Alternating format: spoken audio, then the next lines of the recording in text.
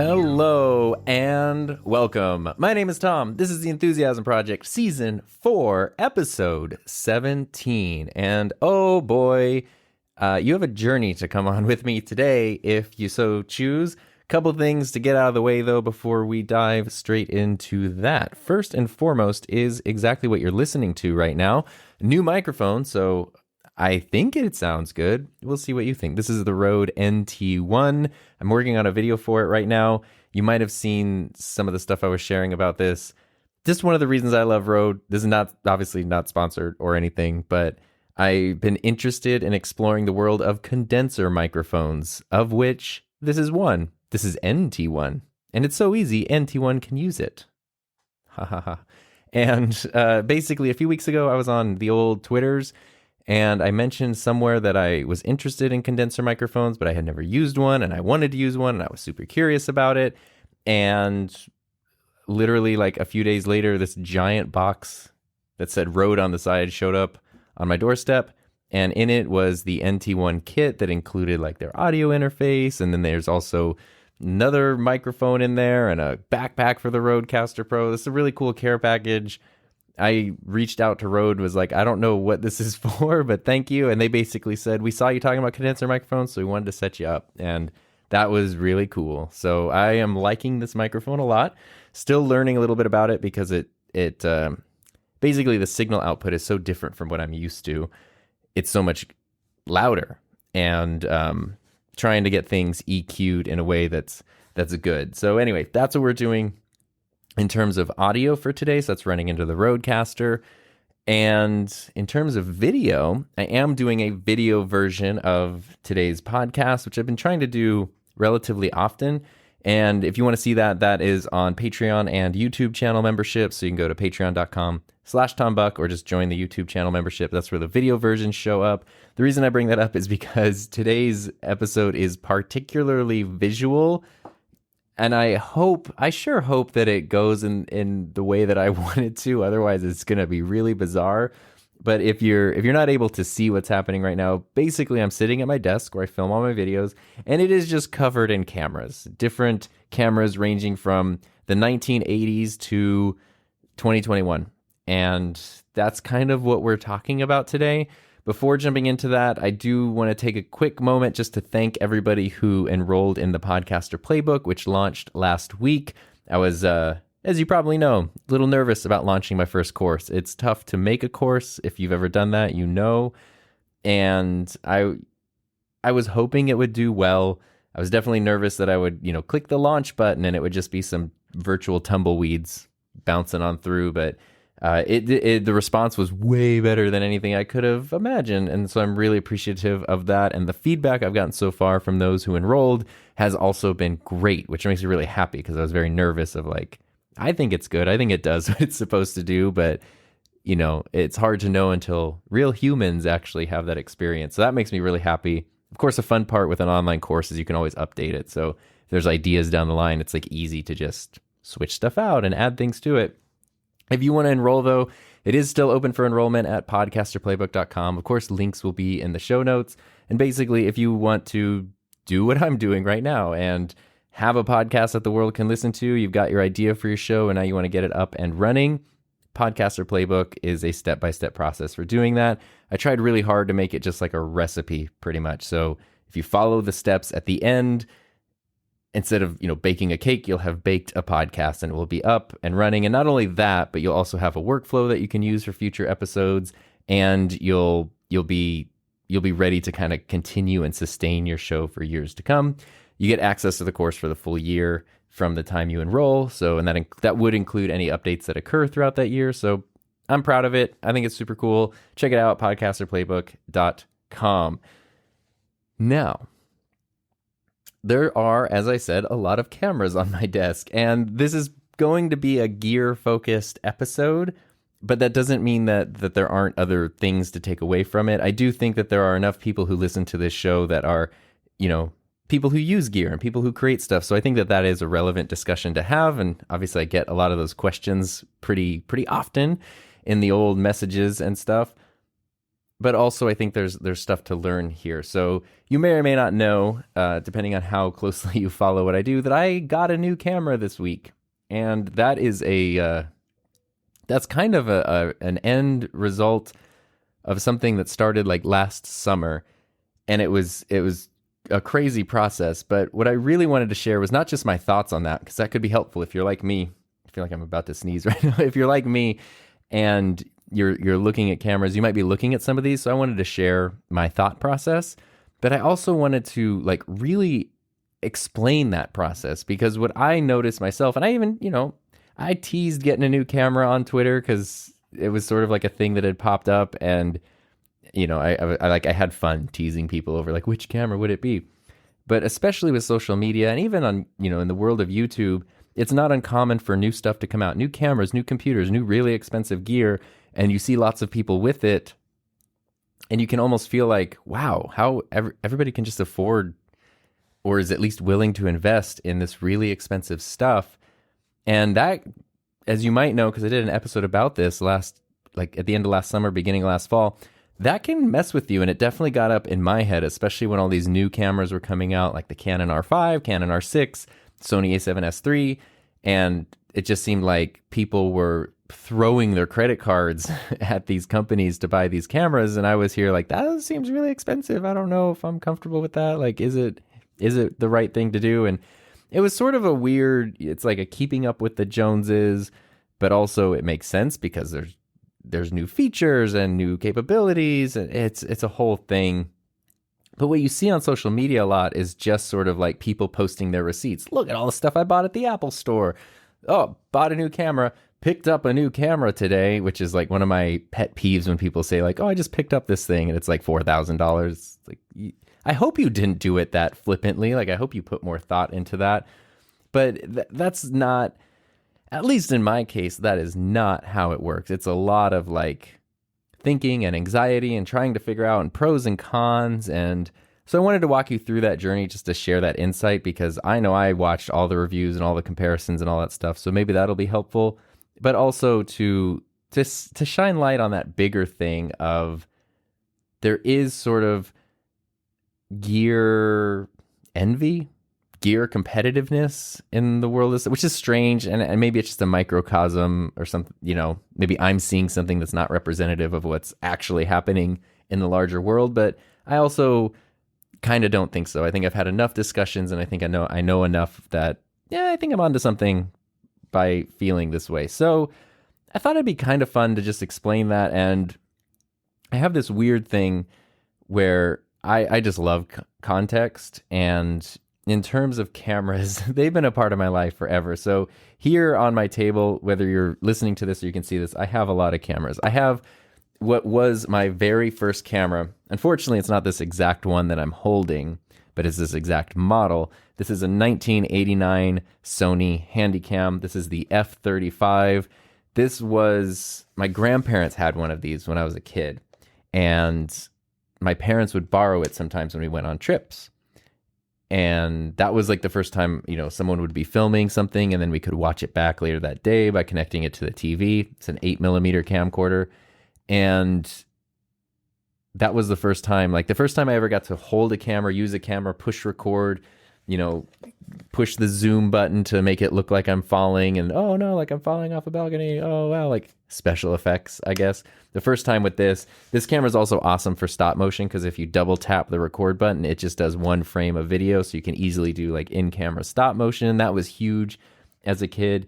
Eventually, my grandpa bought a new Sony Handycam in the early 90s and gave this one to my parents.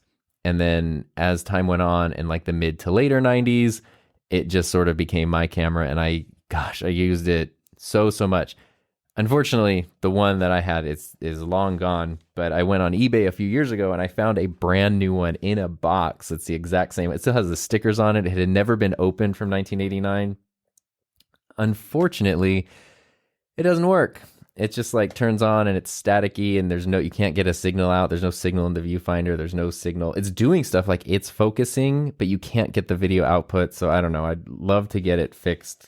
But anyway, I have it here. And this was this was the thing that started this Sony Handycam, is what started everything for me.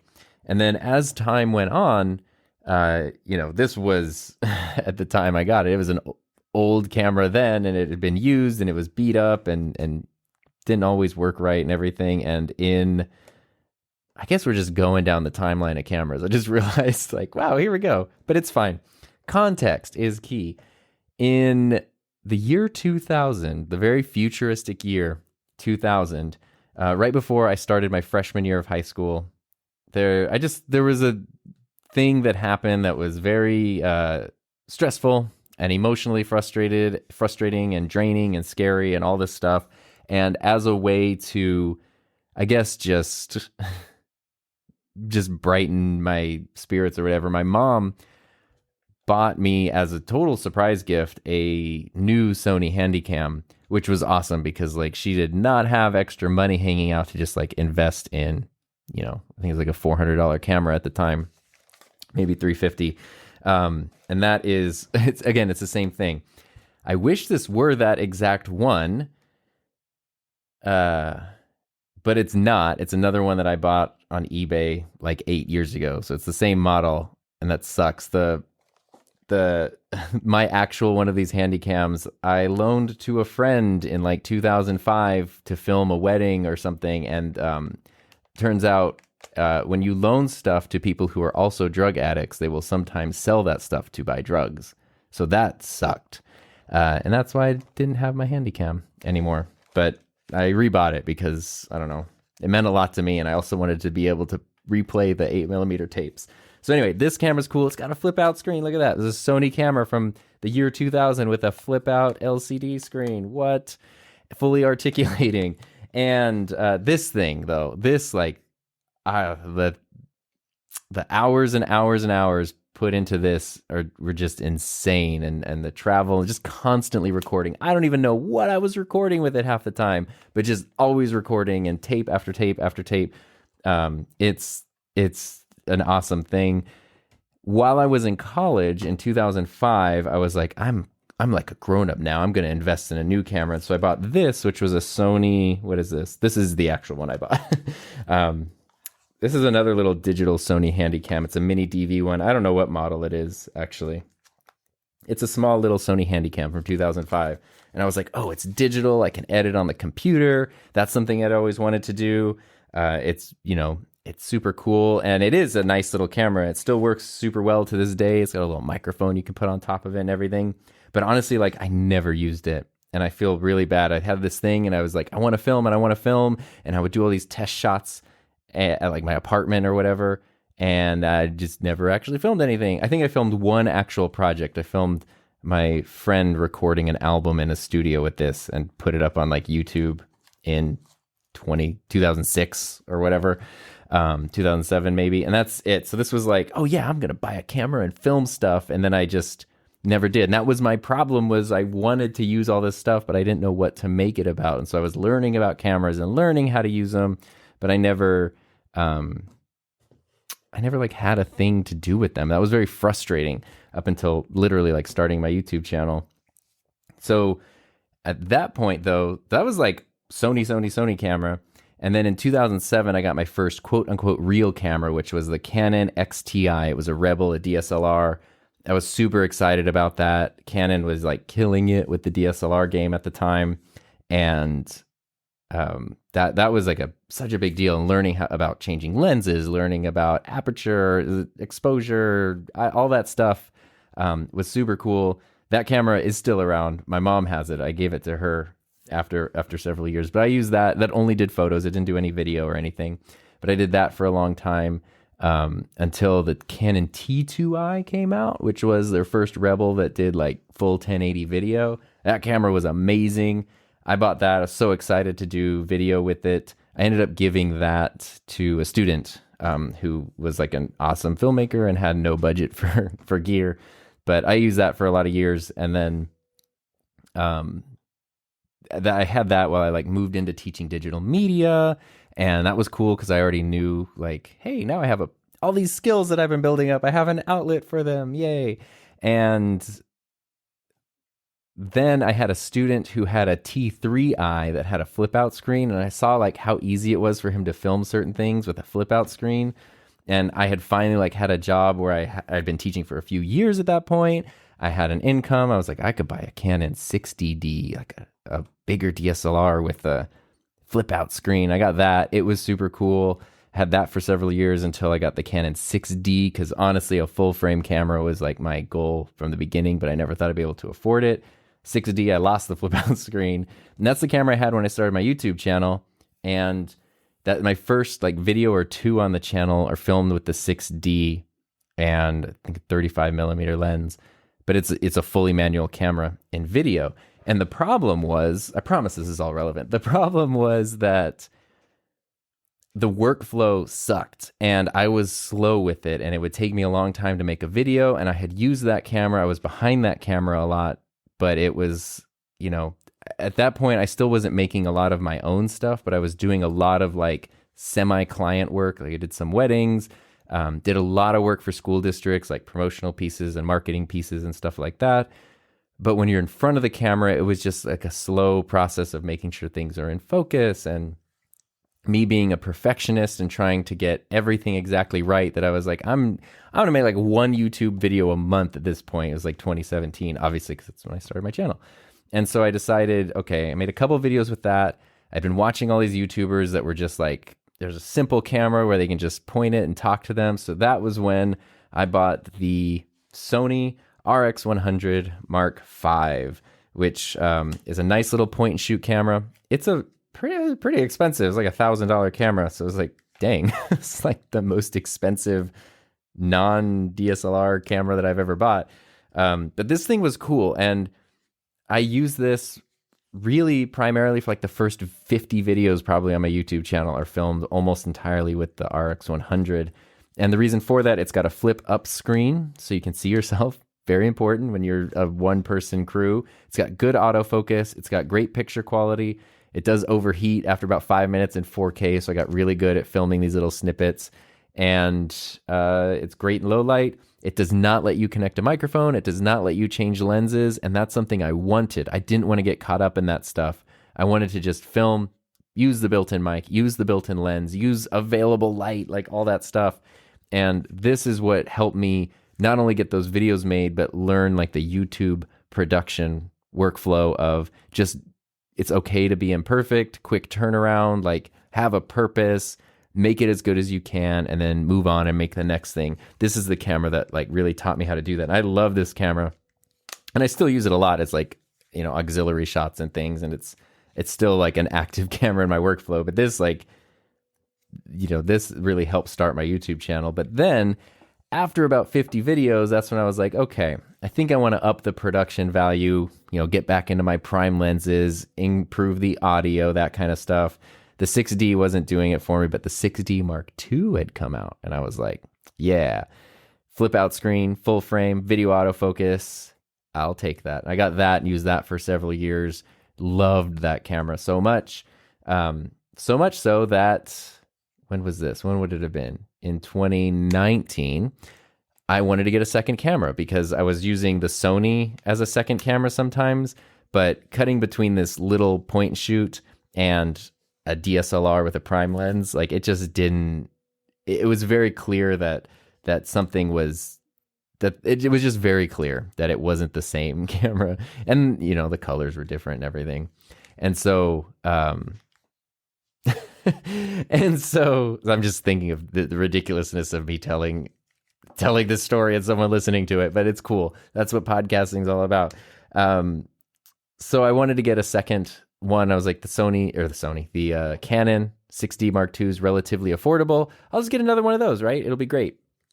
And that was when the R had come out and had been out. It did the typical Canon thing of being announced, people hating it because it didn't have all the specs they wanted, people using it for 6 or 7 months, and then people going, actually, it's a pretty good camera. So I was like, you know what? Mirrorless is clearly the future. Let's get the R from a place like B&H that has a good return policy. If it doesn't work for me, I can return it and stick with my 6D or get another 6D. And I got the R, and like literally as soon as I used the R, I was like, this is the best camera I've ever used. It's The image quality, even at 1080, is so much better. The autofocus is so much better. The ergonomics are awesome. All of the 60 is really awesome too, as far as that goes. But like my stuff just started looking so much better with the R. I was hooked right away. And the R is still arguably like about the best camera I've ever used. It does not overheat. It's crazy reliable. It's good battery life. Image quality is awesome. Even 1080p, you can scale it up to 4K and it looks amazing. So I was using that and the 6D. But then I did start scaling up my videos to 4K, even though they weren't all natively shot. A lot of the B-roll is 4K on the R because it crops in, and that works actually great for filming like objects and products and things. But for talking head stuff like my main shot, and if you're watching the video version like right now, the crop is way too tight and it just doesn't work. And so I was scaling up to 4K. The footage was holding up great. The 6D footage was not holding up as well, scaling up to 4K. And it was starting to get a little like, ooh, this doesn't look the same. And so that was last summer. There's a whole episode about this. Canon announces the R5 and they're like, this is just the mic drop of cameras for, online content creators and video production stuff. It's also an amazing stills camera. And that's where Canon's marketing sucks because they just did it wrong. They released like the best possible stills camera, but marketed it as a video camera, and that was stupid because they could have said this is the best stills camera ever, and it also has some awesome video features. But they flipped that, and all their marketing was like 8K video, blah blah blah. It's the best, and then people were excited about that until they're like, oh, it also like overheats a lot in those things. And Canon's marketing. I'm going to go on a tangent from my tangent real quick. Let me just complain about Canon's marketing because it's bad. I love Canon cameras, love Canon lenses. Canon's marketing sucks because they don't know how to market their stuff. Sony does. Other companies either kind of just like stay out of it altogether and just like let the products speak for themselves, or they do what Sony does where they market the product for what it is. That makes sense. To the people that it's intended for. Also makes sense. Canon doesn't. And with the R5 and the R6, they just shot themselves in the foot so bad. They made these amazing stills cameras where if they had said, look, here's the R5, pretty much the best stills camera you can get. And if you want full frame, uncropped, 4K video, it can do that without overheating.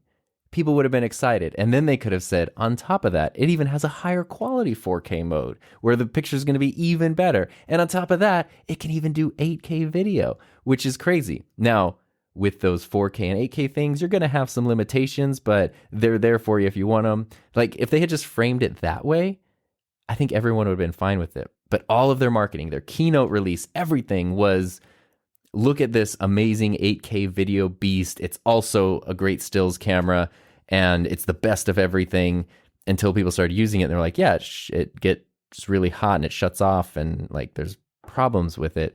And I know a lot of people listening right now have the R5 and the R6. They've clearly gotten better with updates and stuff.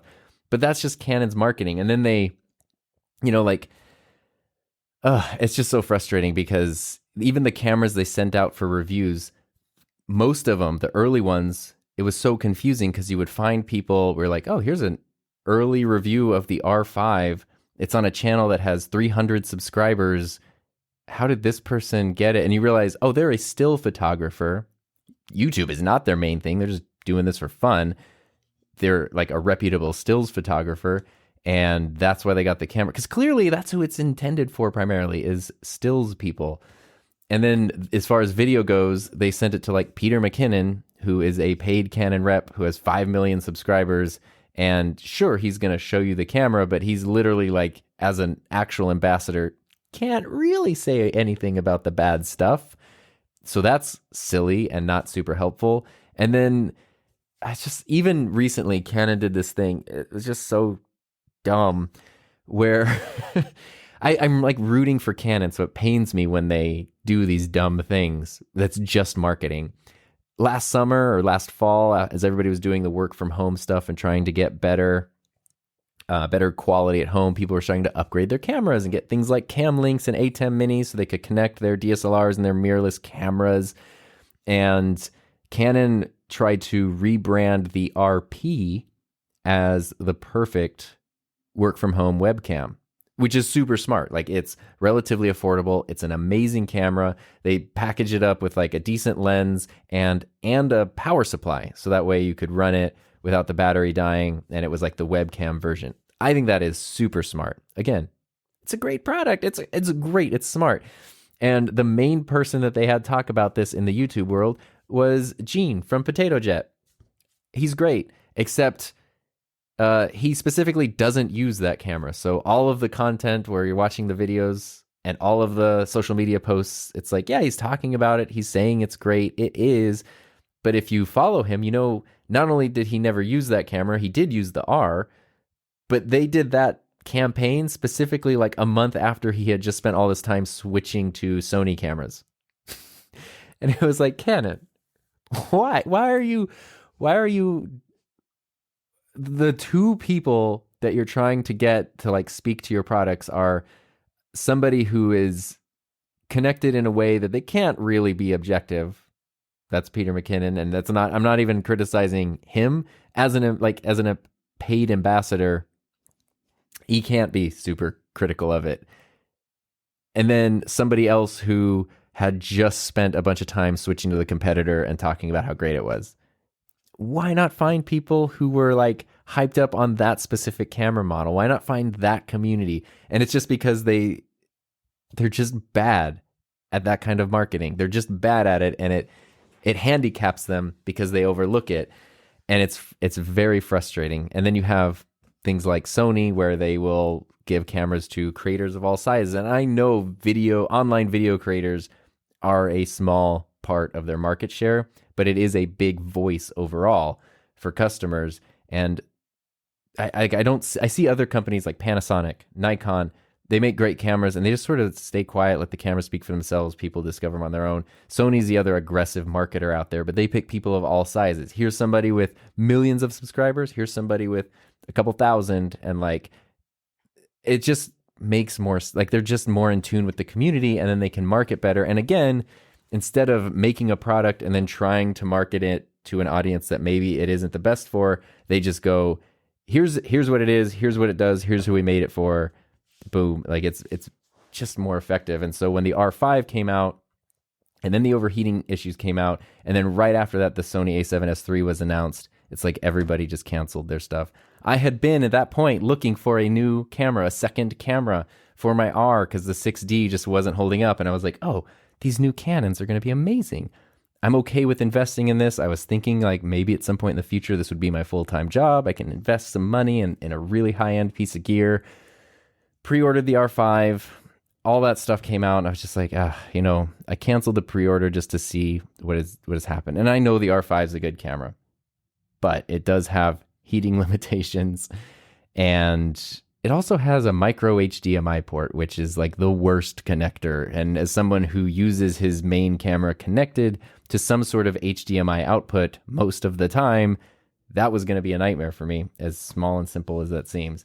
Otherwise, like I really, really, really wanted to like that camera. The capabilities are amazing. The ergonomics are amazing. Like the design, they took everything I loved about the R and then smashed everything I loved about the classic 5D series into one amazing camera. That's it's just like, why couldn't it? Anyway. If you know my story, you know that I was like, okay, do I do that? And then people were losing their minds over the Sony a7S III, so much so that like the Sony fanatic club, not just people who enjoy Sony cameras, but the people who are like, they like Sony cameras maybe a little too much, and start criticizing people who like other cameras. And I don't like that. They like turned me off because it was just like, this is our Lord and Savior camera over here. Everybody else, repent, heathens. I didn't like that. So I was like, I don't even, and I had no Sony gear, so I didn't even really consider it. Anyway, I ended up just getting a second EOS R, which was still like the best camera decision I could have made. Having two of the same camera, super reliable, super good image quality. Their settings will match perfectly. It's been great having two of those. I love it. But over the past 4 or 5 months, there have been times where I've thought, it'd be really nice to have a third camera right now.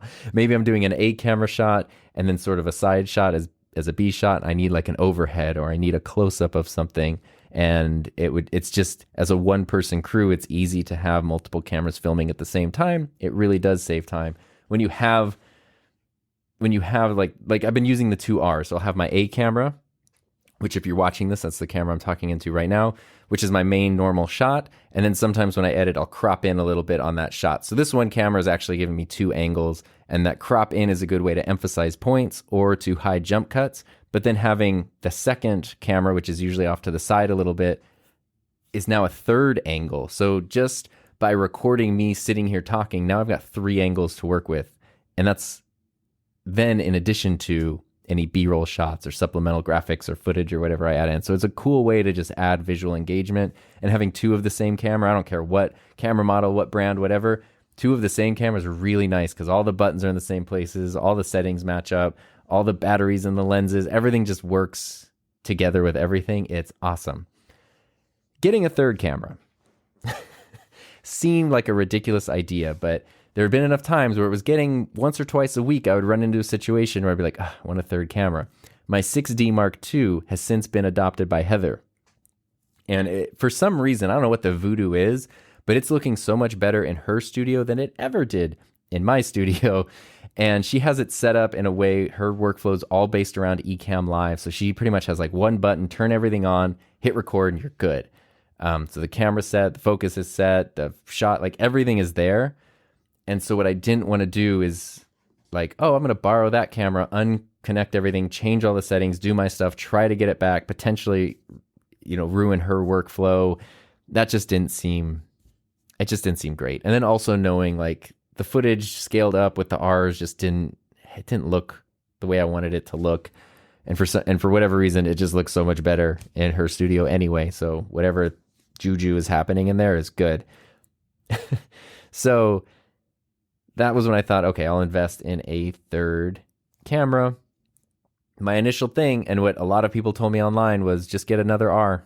How far? We're 30 minutes in and I'm barely to where like I meant to start. Whatever. This is good content.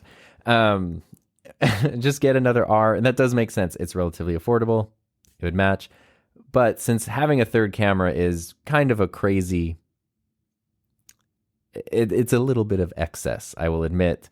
I thought, why not take this opportunity to bring in some new features? And that's when I started looking at other things. So I was like, okay, let's look at everything. Every camera that I would consider from every manufacturer.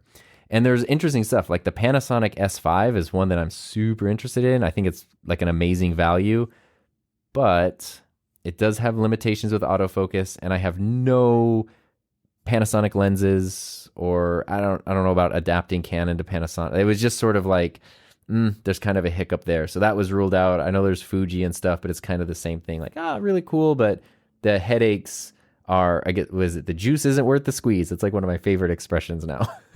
And then it kind of came down to it came down to Canon, Sony, and Blackmagic for a few reasons. Canon makes the most sense. That's what my system is built around.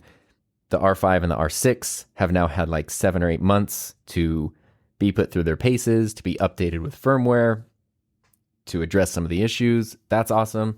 Blackmagic used their Blackmagic to be friendly with Canon lenses, and Sony, obviously, like, even though I'm not in that ecosystem as far as mirrorless cameras go, there is something, because Sony was literally my first camera. All of my like that was my intro to video. There's a little like soft spot there for them. For a multi-billion-dollar corporation. But it's cool. I like that they make their own sensors. They seem to be like, they used to be, their mirrorless cameras were so unreliable because they were new to it, but now they've kind of paid their dues in terms of R&D. And Canon, which now seems to be exploring the mirrorless space, Canon cameras have never had reliability issues, and now they like kind of do. Not necessarily major, but they kind of do.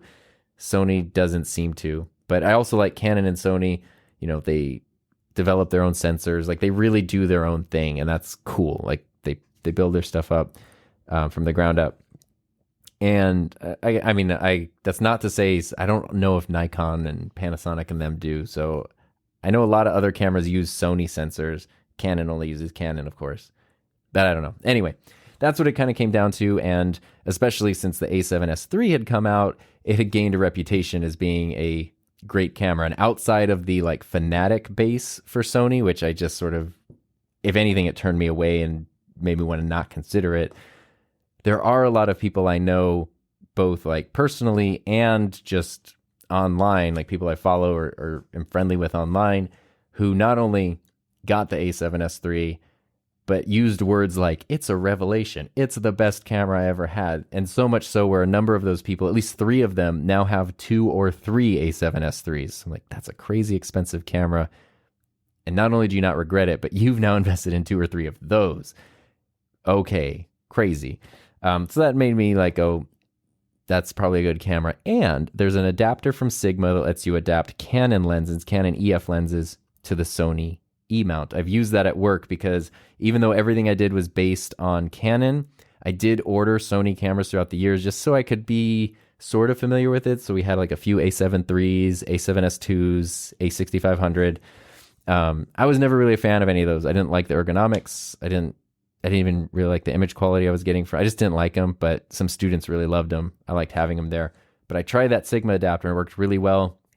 It will give you video autofocus for Sigma lenses, but not Canon lenses. But it would still let me use every lens that I have on a Sony. So that kind of put the Sony into the running as like, I don't want to have to work on an adapted system, but if it is literally like the best video camera out right now, I don't want to discount it. Whew. So I ran a poll. And I got so much feedback on these polls. The A7S III was mostly the winner because it's got such a fan base, but a lot of people were also speaking for the R5. They're like, it makes the most sense. Same batteries, same lenses, same colors. Get the R5. Makes the most sense. People were sort of confused that I was considering the Blackmagic, but the thing about the Blackmagic is after using the ATEMs and stuff and like the TV production studio when I was teaching, I like their stuff. It's always a little quirky, but it seems like they really listen to their user base and try to sort of like push the envelope in really interesting ways. The Blackmagic cinema camera, the new one, the 6K Pro, has nice articulating screen.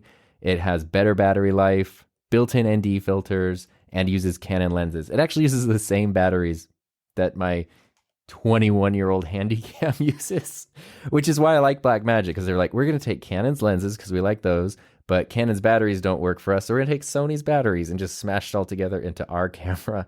And that is so weird, and I like that. But anyway, so those are the ones that I was thinking about and got a lot of feedback from people, a lot of great stuff. The majority of people were like, don't mix Sony and Canon because the colors are so different, and the system will give you a headache. And the Blackmagic doesn't have autofocus, and it's a Super 35 sensor, so it's not full frame. But I was so friggin' curious about the Blackmagic that I rented one. So I have that right here because I have it till tomorrow. I have it for one more day. And this camera, it's a big, beefy camera, is probably some of the most fun I've had with a camera in like the longest time. I know it's not practical, but it's got this giant LCD display that has a crazy good interface. I don't know if I have a battery in here. Oh, I do. So if you're watching the video version, I can show you a little bit about the interface. The thing about it, even having never used a Blackmagic camera before, I could fly through the settings on this. It's every other camera. It's like ruined every other camera for me because it's so good. I'm trying to get a shot here, so if you're watching this, you can see this. But basically, you've got this giant display. I think it's a 5-inch display. It's super bright. I live in the desert. You can see this display in the middle of the day with no problems. It's so bright. You got all the info you could possibly need. It's fully touch responsive, so you can change everything. The interface is just, like I said, it's just so good. And then if you want to go into the menus, it's so easy. If you're watching this, it's so overexposed now. I'm trying to show and tell here, but I'm not doing a good job of it. It's fun to listen to somebody play with camera settings. That's what I have learned. I don't know. I swear I know how to use my cameras. Why do I need another one? Okay, so here, if you're watching this, you can see the interface. You can choose like every setting. It is crazy responsive. It all makes sense. You want to go to audio, everything's right here. You want to go to setups, you want to go to monitoring. It's just as responsive as like an iPhone. So it's like using a big iPhone as your camera, and it's really fun. And the image quality that comes out of this thing is so good. You can record to SD cards, you can record to CF cards, you can record to a hard drive. There's XLR ports, there's full HDMI. It's legit. Like, it is a good camera, and it's the cheapest one of all those options. So it's $2,500. The R5 is $3,900. The A7S3 is $3,400, and the R6 is maybe the same price as this, $2,500 as well. So those are kind of where all the options were. And this thing was, I'm recording. This thing was just the most interesting. And it plays with the ATEM Mini. So when it's connected to the ATEM, there's a tally light that can turn on. You can change the colors, the focus, everything with the buttons on the ATEM when you're using a Blackmagic camera with it. So I have been having so much fun with this. And the thing that speaks to it the most is even Heather, who does not care what camera I film with, could not care less. When she sees this footage, without me asking, without like, hey, look at this footage from the Blackmagic Pocket Cinema Camera 6K Pro, she looks at it and she's like, oh my God, it's like a movie. I was doing test footage with it, and she kept getting flipped out when I would turn and talk to the camera, because she's like, it looks like I'm watching a movie, but then you break the fourth wall because you're talking to the camera and it's weird. So it's a really cool camera, and you can film in RAW, like internally. It works really well on the M1 Mac Mini. Like, all the stuff, DaVinci Resolve is pretty simple to use, and it can edit. The M1 Mac Mini that I'm using, the base model, can edit 12-bit RAW footage or whatever in DaVinci Resolve with no problem. ProRes works great in Final Cut Pro, so it actually fits in my workflow pretty well in a cool way. Now, because it is Super 35, I film in a pretty small room. Full frame sensors give me a wider field of view. Even my widest lens at 16 millimeters on here is not as wide as my normal shot. So that was going to be a problem. So this was then going to probably be like a B cam, and then a B roll camera. And then, and then of course it can film to 6K and do all this really cool stuff here. And it's not manual focus, or no, it's not autofocus. It's only manual focus. So that's also why it probably won't work as an A camera, because I film usually at f1.4. And if I moved at all, I would go out of focus. So that would just be frustrating. But as a B camera, it would work great. And it was the least expensive option. So what I did was, you might have seen a tweet from me last week that said the camera decision is made. And I was so excited because I decided to just get the Blackmagic. I ordered it. I ordered the battery grip that comes with it and extra battery, or not the battery grip that comes with it, the one that's made for it. And I was excited. It's like, it's different. It's fun. It's like a cool project camera. I'm learning a lot from using it. And I was so excited about that, but I didn't want to tell anyone like what camera I got for whatever reason, because people were like guessing, and it was really fun to tease that. And I was so happy. And then I went to bed, and then I woke up the next day, super excited about my new camera. And then I was like, I'm going to go on a bike ride this morning, where I think about stuff. And I was thinking, like, I can't wait for my new camera. Let me think about all the reasons my new camera is going to be so great. And the thoughts I was having about why the camera was going to be great was actually ended up turning into why maybe it wasn't the right camera for me right now. As much as I want it, the two things that really stuck out, well, there's three main concerns with it. The biggest ones, though, being what I said: Super 35 sensor, manual focus. If I'm behind the camera, those are not an issue. But as a one-person crew, most of the time I'm also in front of the camera, and that's tough. I was very happy when I ordered this camera because it was the cheapest of all the options, and I was like, whoa, the least expensive one is the one that I want? That's awesome. That's, that never happens. But the next day, I was like, it is the cheapest option. It's still going to be the most expensive camera I've ever bought. The EOS R, I got them at different prices from Canon Price Watch, which is an awesome service that you should use to get Canon gear at super cheap prices sometimes, and they have street prices. And I think the most expensive one of the R's, I think I got one for $1,600, one for $1,700, different years. It was like, okay, if the most expensive camera I've ever had is $1,700 and this is $2,500, that is still a lot more expensive than my cheaper camera. And to think then, okay, I just spent the most money I've ever spent on a camera and I won't be able to use it as my main camera. It's a B camera. That scared me. And then also because of tax, by the time I got the camera, the battery grip, which is affordable, it's like $150. It's a good deal for a battery grip and extra battery, which is, again, it's like $60 or something. But all that together with tax was just under $3,000. That is a lot of money. The only other thing that's not a car or a house that I've spent anything close to that on is like a computer, like my 16-inch MacBook was $2,400. So that would be a very expensive purchase to not even be my main thing. And I started having like the sinking feeling in my stomach as I was on my bike ride of like, oh my God, maybe that wasn't what I should have done right now. And then I realized I had seen on Canon Price Watch the R6 for $2,400, including tax, including shipping. And I kind of ignored the R6 because I just wasn't that excited about it. But I was like, it's full frame, it's autofocus, full frame 4K, it's autofocus. It fits in, same batteries, same lenses, same ecosystem that I'm already a part of, same colors. Not as exciting as the R5, but the R6, the thing that bothers me about the R6, and it takes cheaper memory cards than the R5 too. That's good. I hate that it doesn't have a top display. And I know there's probably R6 owners out there. I'm sure that if I got the R6 and used it for a few months, I'd be like, this camera's awesome, as is the case with most Canon cameras. But the top-down LCD missing bothers me because the only reason, I know I'm speaking for Canon, but I've been following Canon closely since 2007. The only reason that the R6 does not have a top LCD, which is something I do use all the time on my R, and something that is on the R5, is to physically differentiate it from the R5. Because otherwise they would look exactly the same, even though they have different sensors, different features, different all that stuff. If it had a top display, it would look exactly the same. That bothers me because every Canon camera that's like over $1,000 for forever, for the last, even pre-digital, has had a top display. And it's an incredibly useful thing. And not only did they get rid of that, but they just replaced it with like literally the same little mode dial from the Rebels, from their cheapest camera series.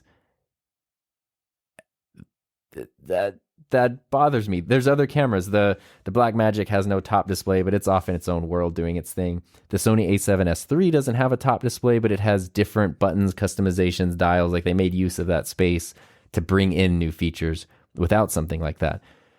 I don't know. That just bothered me, and it still had micro HDMI, but it made the most sense. So I was literally on my bike ride, canceled my Blackmagic order on my phone, and then sent an email to Gordon at Canon Price Watch going like, hey, is this R6 deal still active? And he's like, yes, it's $2,400 out the door, which means the R6 was going to be in total $600 cheaper than the Blackmagic. And that's huge. So that made a lot of sense to me. And I was like, well, that's the way to go. And I was like, whew, I felt relieved that I didn't get a camera that was going to end up not being right for my workflow.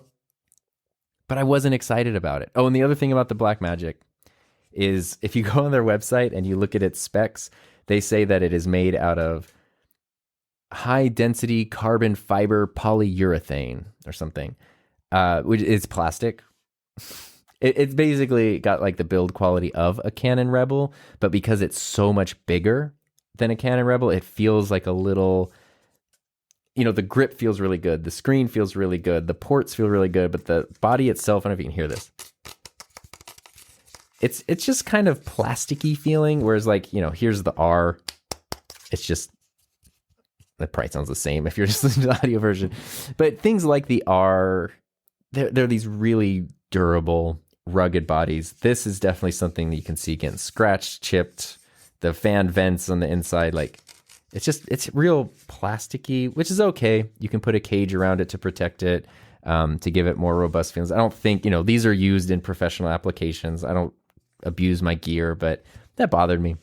The build quality a little bit bothered me. And the buttons are a little like weirdly plasticky, and, to pack all of these features into something at this price point, you have to make compromises somewhere. And that's one of the places I think Blackmagic did it. Anyway, so I was feeling relieved there, and I was going home and I was like, okay, cool. Canon R6, this is good. And I was just not excited. I was like, I'm going to spend $2,400 on something that I am not even like that excited about. And I know it was going to bring in new features. Once I used it, I'm sure that I would love it and come to understand it. But I was just like, at that point I was like, why am I even trying to choke this idea to life of getting a new camera? Like can I just save the money and not do that? Wouldn't that be fine? And then I went back to like, but it's been months of you running into situations where you think a third camera would be good. So, okay. And you've decided, Tom, talking to yourself, that you don't want another R because this is a good chance to bring in new functionality, especially full frame 4K. Okay. If the Canons aren't going to work for you because they're really expensive, well, the R6 would work, but it does still have overheating issues because the thing is, and I know if you're listening to this and you have one of these cameras, you might say like, hey, Tom, I'm using it. I promise you, like, it's good. Don't worry about it. The overheating hype is blown out of proportion. I think so much of it depends on your workflow. And there's a couple people I know who have very similar workflows to me. They use their cameras in the same way, the same amount of time. They film very similarly, stream, all that kind of stuff. And they have issues with the R6 and the R5, but mainly the R6, like shutting down, turning off, even when it's not recording and stuff like that. And because our workflows are so similar, I can just see that those are probably problems that I would run into. And that means that it's not going to be the best choice for me. And so I was like, oh, okay, what? Like, I'm just so frustrated at this point. Like, I just want a good camera. It's like if the R just did full frame 4K, I'd be done. And so I was thinking to myself, okay, what do you actually want? And that was where the Sony a7S III came into the picture. Because I was like, look, I know there's a lot of hype around this camera, but I think I've done a good job of distilling that from just the fanatics who Sony could sell, I don't know, a dog turd in a bag, and people would be like, it's got the best resolution ever. I think I can filter that out. And there's enough evidence from the past 7 months of it's a really good camera, especially if you're like a one-person online content creator crew kind of situation. It's reliable. It's got tons of features that are actually made for you. It's not like weirdly adapted to try to work for your workflow. It won't overheat. It's got a million different frame rates and whatever, all those options. You got dual SD cards. You've got amazing autofocus, somehow even better than Canon, which is like Canon's autofocus is super good. Full size HDMI, like it's made for what you're doing with it. And I think that's an important thing to think of, an important thing to be aware of. And it was something I wanted, but it's so expensive. And so I got home, and there's a lot of things I love about my relationship with Heather, but one of them is that we never ever like ask permission to spend money. It doesn't mean we're irresponsible. Clearly, look at the agony I'm putting myself through here for a camera purchase, but we're like, I never have to ask for permission. Can I buy this? No. She never had, like, if we want something, we get it, the end.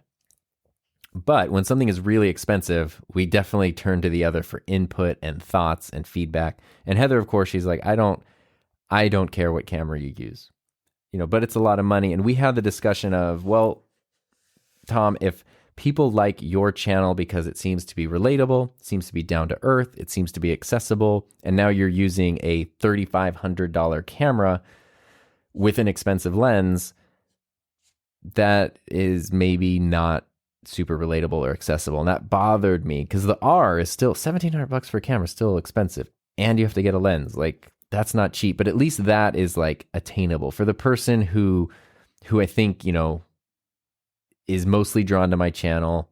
It's within reason that they could at least save up for a while, hit that point. Like, it's attainable. It's not super anxiety inducing.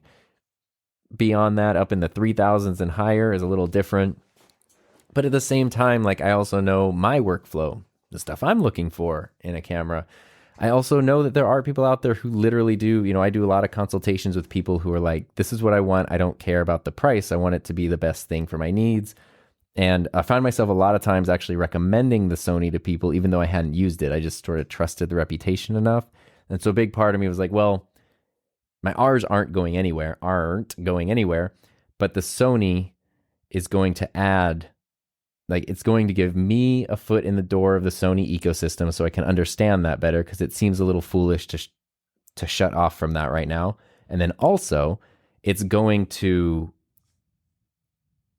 let me speak to this camera. So if I talk to someone to help, and someone hires me as a consultant to help them build out a studio, and I recommend this camera because it's for their needs, it's not because I heard it was good or a friend has it and it's good. It's because I understand it and I can speak to it. And I think that's really, really important. I also have a friend, who started a YouTube channel last year, got the Canon M50, totally new to video, channels in a niche that's not like video production related. So production quality is not something that all the viewers are like, picking apart over there.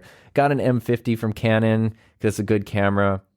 His channel unexpectedly completely blew up at the end of 2020 to like hundreds of thousands of subscribers, became the full-time job. He wanted to level up his production quality for his own, just to make himself happy.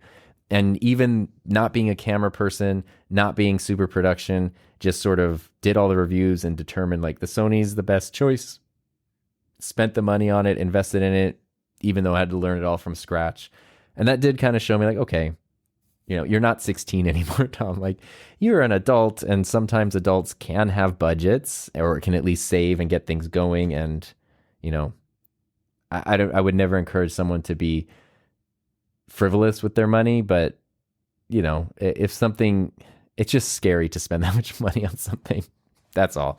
And just being aware of that and whatever. So anyway, it's like, yeah, I'm going to get the Sony. And then I was saving myself by going, okay, I can get the Sigma adapter and I don't need to buy a lens. That'll save me some money.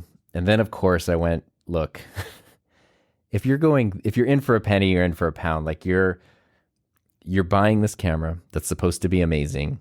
It's supposed to have the best autofocus, best image quality, but then you're going to potentially handicap it by adapting a lens that's not intended to be used for it, and then maybe be disappointed with something like the autofocus.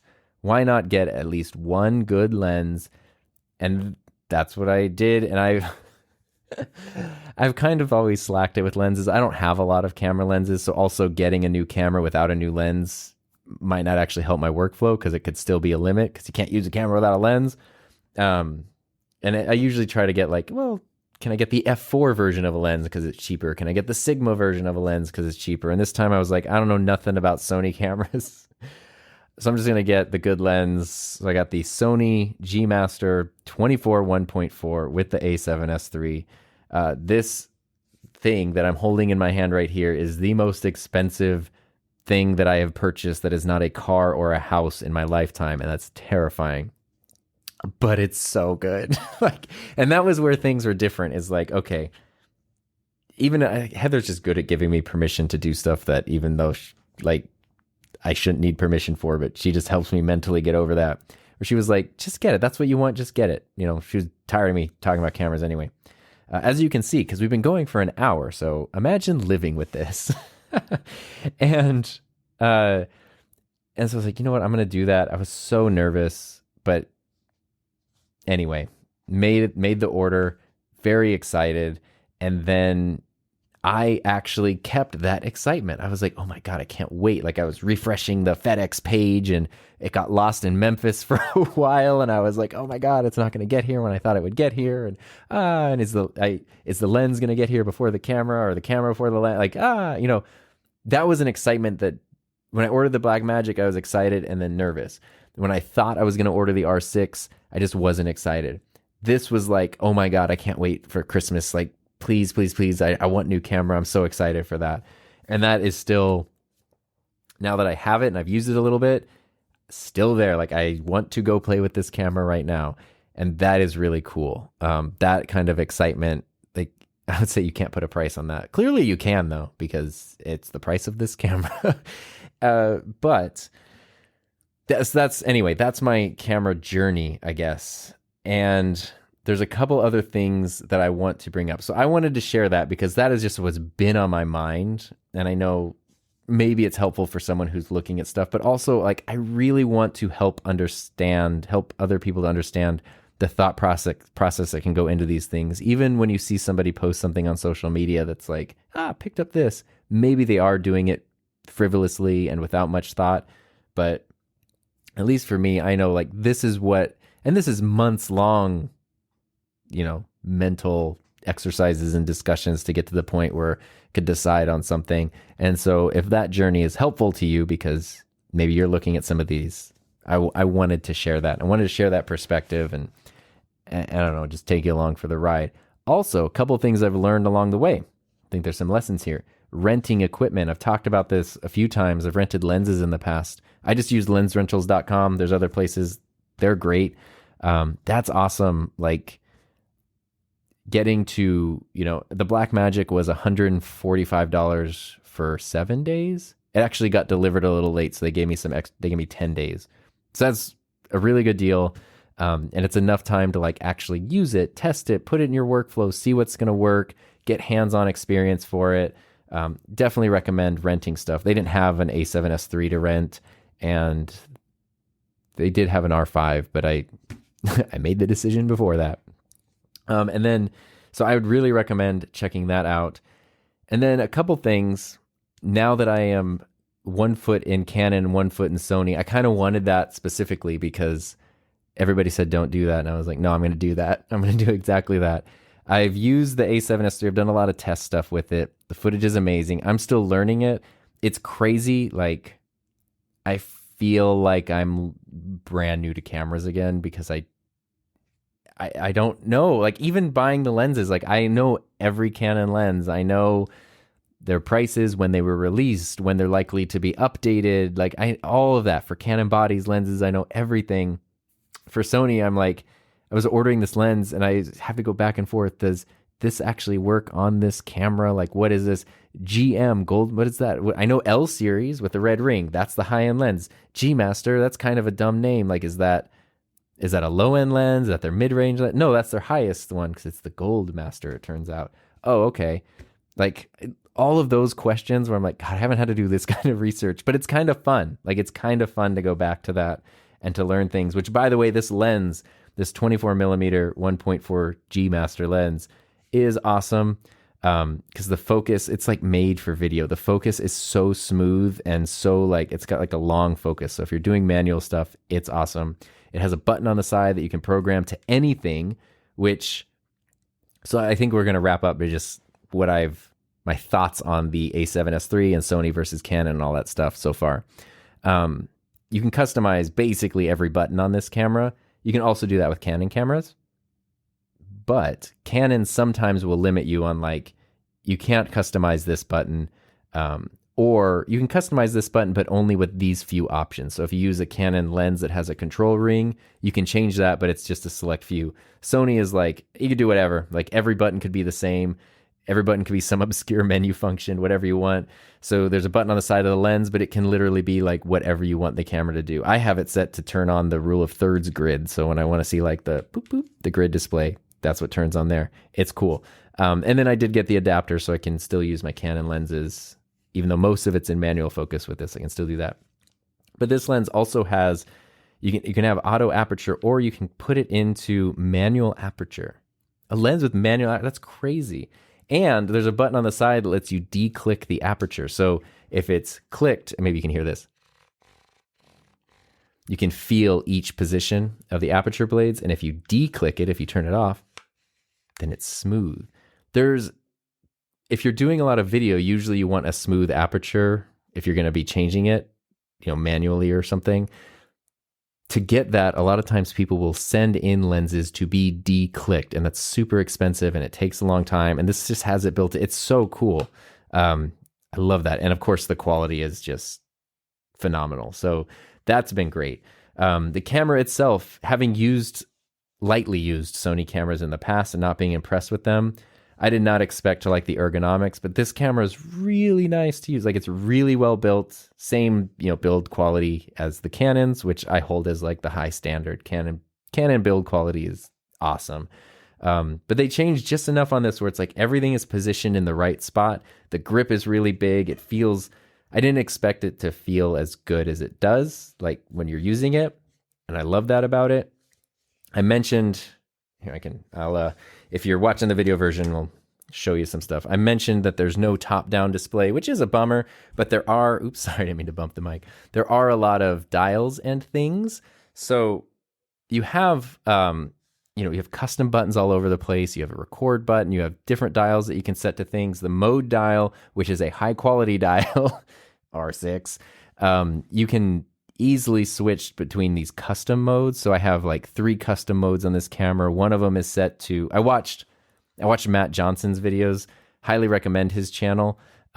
He has lots of videos about the A7S III. He's the first person, he's the one who convinced me that I should get a drone license 4 years ago. I love his channel. I probably wouldn't have actually started my YouTube channel when I did without him. So thanks, Matt. I don't know you, but thank you.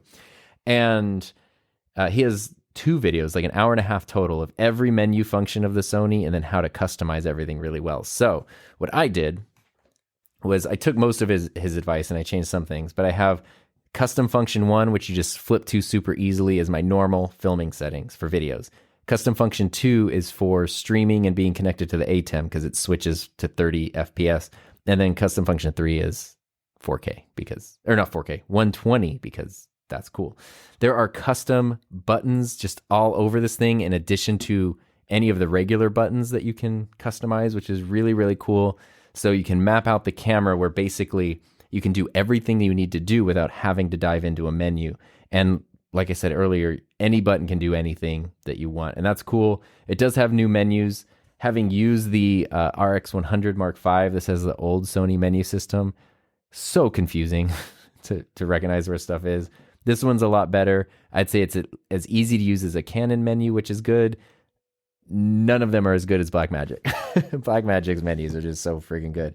The one complaint I have, though, let me see if I can show this for those of you watching. The one complaint, well, I have a couple little issues with this camera, but as far as customizing goes, there's a dial on top. And if you know a way around this, if you're a Sony person and you have a solution to this, there's a metering dial, like an exposure compensation dial on the top that has this amazing clicky button. Listen to this.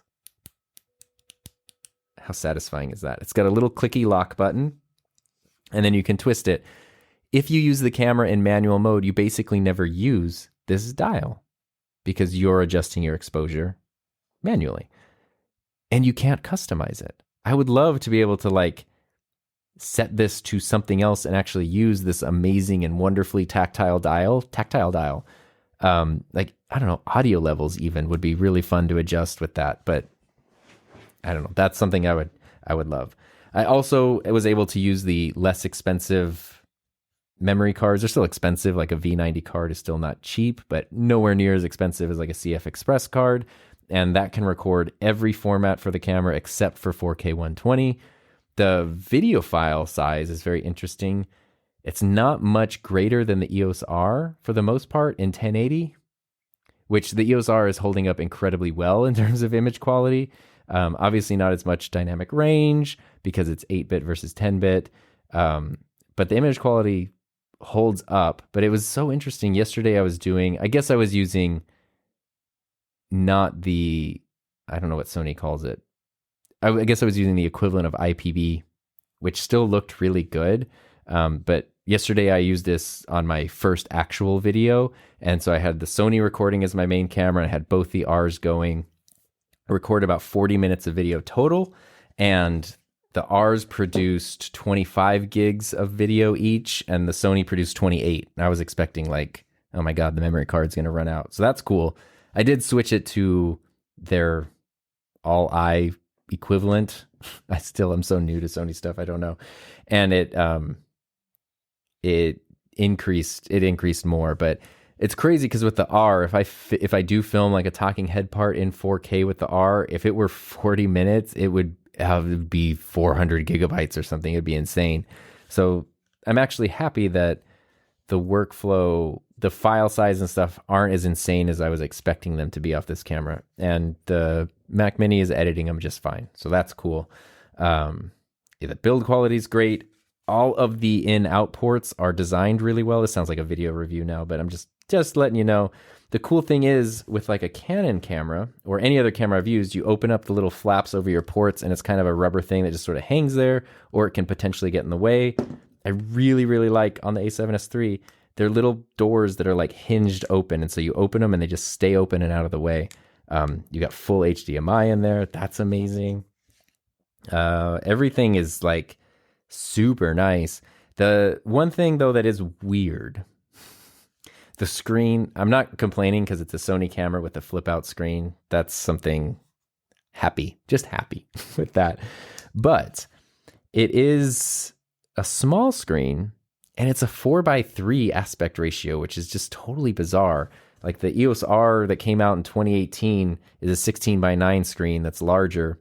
Touch interactivity on both of these is nice. Like they're very accurate and easy to use. But the Canon screen is so much, it's better resolution. It's widescreen as it should be. Whereas this is 4:3 and it's confusing because it's a video centric camera. Why is it 4:3? I can get over that, except when it's connected via HDMI. If you set it to output the info, normally when I film my videos, I have my monitor here next to me and I see all the info on there so I can check my audio levels. I can do all that stuff. It outputs the whole image at 4:3, which is so bizarre. It's just bizarre. I don't know how else to say that. It's very, very strange. I wish it didn't do that. And I mean, that's like it. That's like my gripe so far. Otherwise, autofocus is incredible. Image quality is amazing. The R still holds up. Yesterday, filming the video with both the Rs and the A7S III for the first time, it was super easy to make them match pretty well. I think I could probably do a little bit better, but like I literally just put my preset that I use for the Rs. I filmed an S Cinetone, put my preset on the footage, and it was like 90% matched. And I just had to change. Basically, in the Rs, I just had to take away a little magenta, go towards the green. On the Sony, I had to take away some green, go a little towards the magenta. And then they matched almost perfectly and just play with exposure and stuff. So as far as having both together, not an issue. Like they all work great together. It definitely does get warm, like no overheating issues, obviously, and no record limit, which is actually amazing because believe it or not, I can actually talk for long periods of time sometimes. But it does get warm. Like the R's never get warm. This definitely does get warm. So yeah, so there's that. I guess the other question that I should dive into an hour and 12 minutes into this. If you're here, you're in it to win it. So, or you were up on a ladder and you fell down and you're like pinned to the ground now and you have no choice but to listen to me continue. By the way, I'm sorry if that's what happened to you. But the other question I got recently, so yeah, when I got the camera, the way I revealed it, I was really proud of this. I wanted to even take it a step further, but I didn't. Instead of just telling people, when I posted like, hey, camera decision made, everybody was guessing. And that's when I decided like, oh, don't tell them, like wait till the camera's here and then show them. And then I was like, oh, I'm going to have fun with it, especially because when I had posted that thing that said camera decision made, it was the Blackmagic. But then I ended up canceling the order and the camera that came as a Sony. So it was kind of funny. And I was like, okay, here, I'm going to make a little video clip. And it was like, here's the new camera. And then I panned down to the Blackmagic. And I was like, oh, no, it's not the Blackmagic. That's my rental. And then it was like, it's the Sony. But it was the box for my my 1989 Handycam. I was like, oh, no, it's not. Sorry, let me get this old Sony box out of the way. And I moved the box to reveal the actual camera, which was the EOS R box, because people were like, just get another R. So I was like, that's what made the most sense, right? It's an EOS R. And then I opened the box, but in the box was the Sony. I don't know. I thought that was like hilarious. I don't know if it was. I thought it was. But after that, and of course, people are like, yay, okay, new camera. And I don't want to like brag about my purchases on social media and stuff, but that's a fun thing to talk about cameras.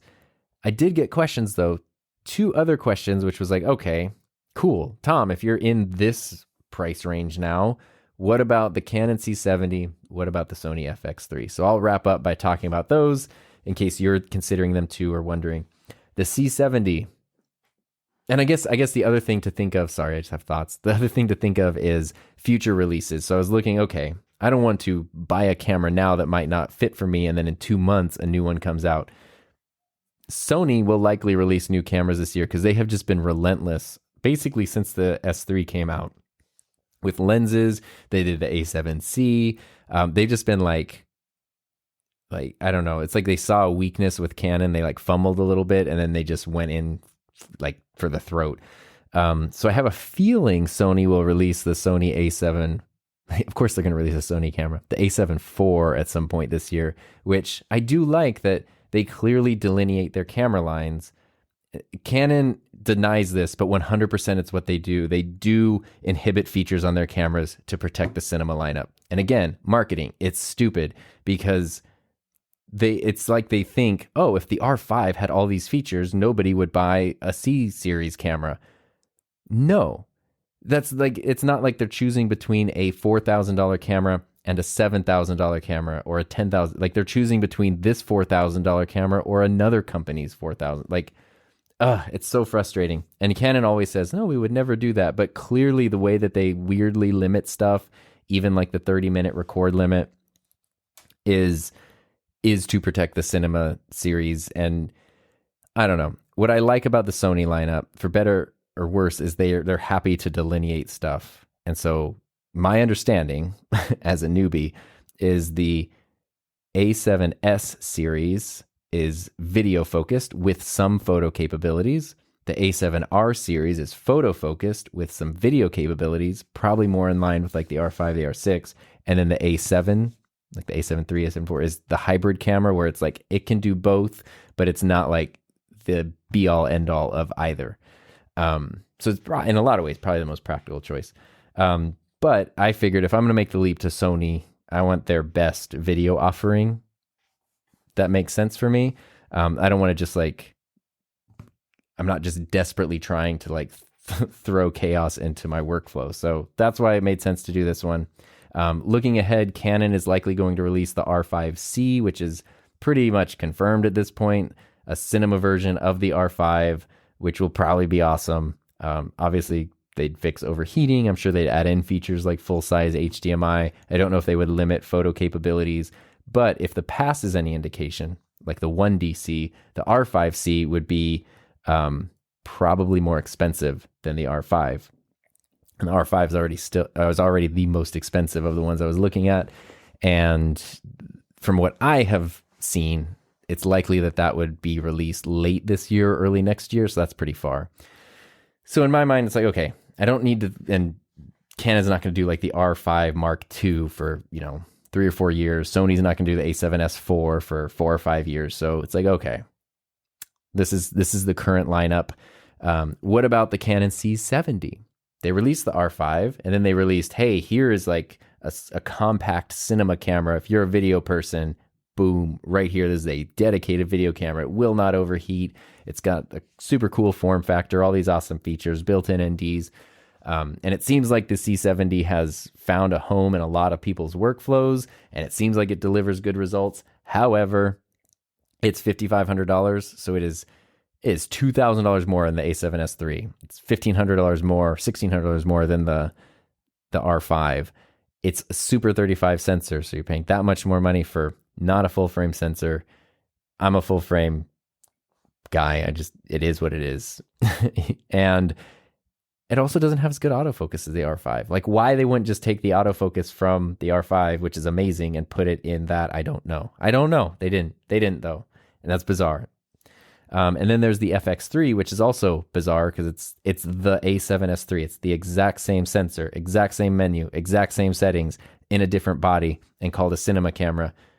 And it's actually pretty cool though, because it does have active cooling. It's got the fan. It's got the body is, it's different. It's got built-in mounts so you can attach all these things directly to the camera. It's got the tally lights, and it comes with that really stable top handle. I love top handles on cameras. I'm a huge fan of that. And then that adds in XLR ports and stuff. So I see that, but it's $400 or $500 more expensive than the A7S III. And in terms of what camera it is, what image quality and features are getting there, it is the exact same camera as the A7S III. So it feels like that extra price is because you're paying for the top handle and there's no option to get it without that. Had those two been the same price, you lose the viewfinder, which since none of these are like the black magic, and if you're out in the bright sunlight, it's going to be hard to see the screen, the viewfinder is helpful. But if they were the same price, I might have leaned towards the FX3 just for like the mounting options and that kind of stuff.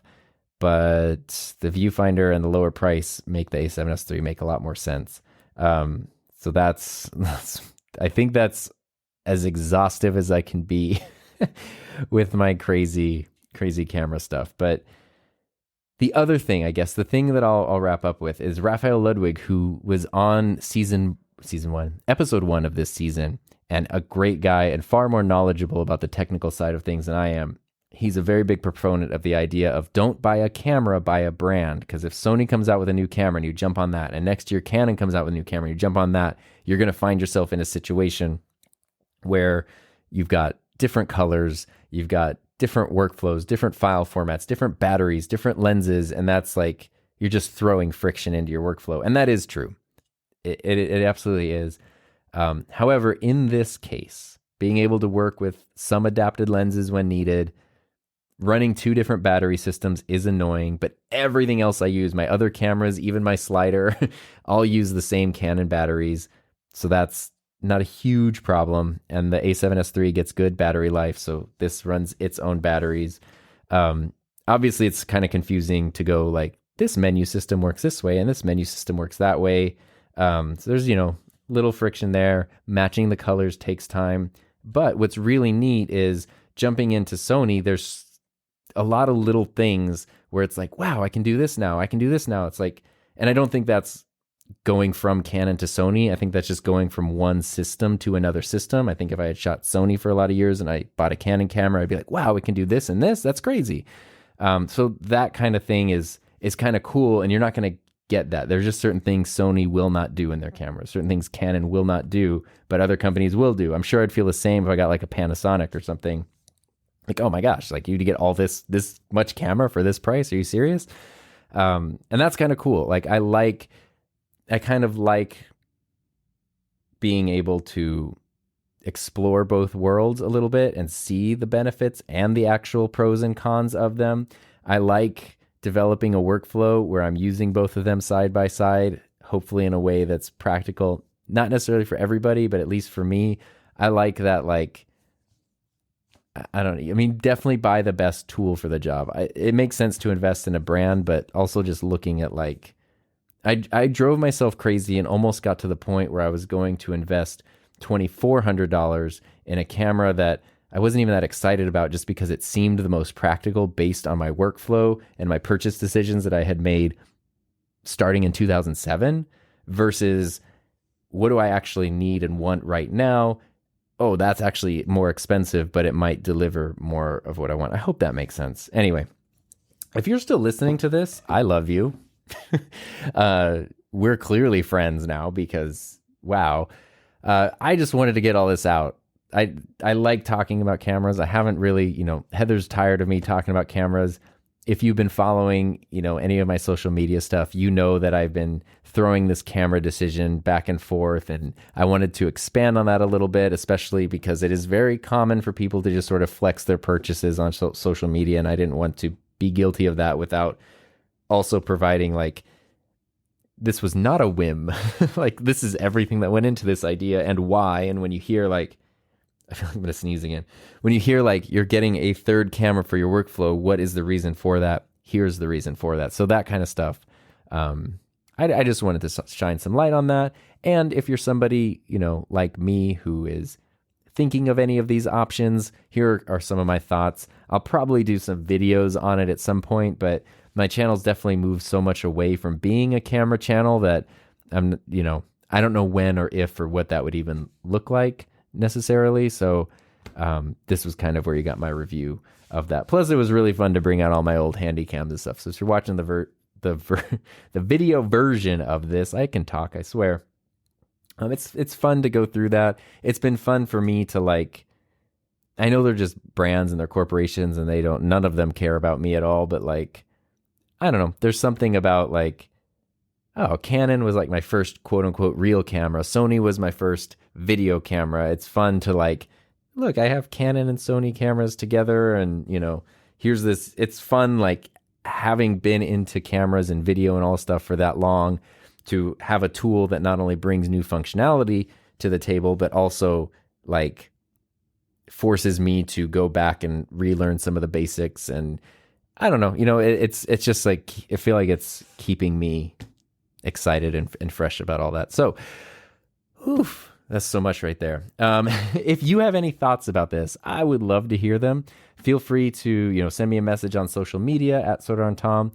You can also, if you want to use the email for this podcast, which is tom@enthusiasmproject.com, you can send me a message there. You could also attach a voice message if you want. If you have a response, you want to type it out or whatever, you just want to talk and do that, feel free to do that, and I can add that into next week's episode if you want to. I used to do that when I was hosted on Anchor a lot, but it's a little less fluid at the moment. But you can always send a thing to tom@enthusiasmproject.com or just send me messages elsewhere. And again, if you want to see the video version of this, which does typically come out a few days earlier before the other one when I do a video version, you can go to patreon.com/TomBuck or sign up for channel memberships on the YouTube channel. Just click the join button right next to the subscribe button. Now, how can I do my outro? Oh, there we go. There's the song. So I have to play it on the Rodecaster, but then for the video version, now I'm playing the intro thing. All right. Well, anyway, thank you guys for being here. It's been fun. Stay safe, have fun, and I'll see you next week.